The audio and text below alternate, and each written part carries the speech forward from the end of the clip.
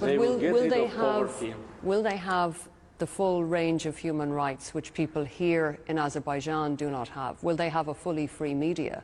Will they have an opposition that's allowed to raise its voice? Will they be allowed to have things that people here in Azerbaijan do not have?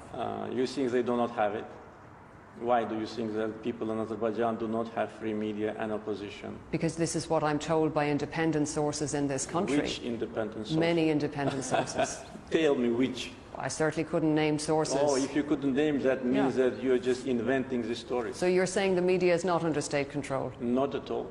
And there is a vibrant, free opposition media? Where do I see this? You can see it in the internet. You can see it everywhere. But not in newspapers? Why? You can see it in newspapers.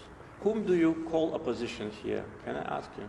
Well, is there allowed to be an opposition here? Yeah, it is allowed, of course. I mean, NGOs are the subject of a crackdown. Journalists are the subject of a crackdown. Not at all. Critics are in jail. No, not at all. None of this is true. Absolutely fake. Absolutely. We have free media. We have free internet. Now, due to the martial law, we have some restrictions. But before, there have been no restrictions. And the number of internet users in Azerbaijan is more than 80%. Can you imagine the restriction of media in a country where internet is free, there is no censorship, and there are 80% of internet users? We have millions of people on Facebook. How can you say that we don't have free media? This is, again, a biased approach. This is an attempt to create a perception in Western audience about Azerbaijan. We have opposition, we have NGOs, we have free political activity, we have free media, we have freedom of speech. But if you raise this question, can I ask you also one? How do you assess what happened to Mr. Assange? Is it a reflection of free media in your country? We're not here to discuss no, my let's country. Discuss. No. Let's discuss. No, President In order Aliyev. to accuse me, saying that Armenians will not have free media here, let's talk about Assange.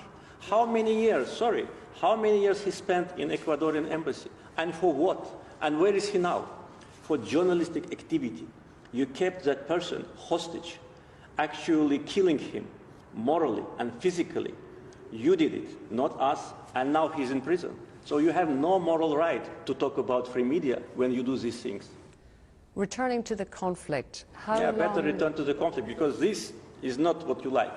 You like only to accuse, only to attack.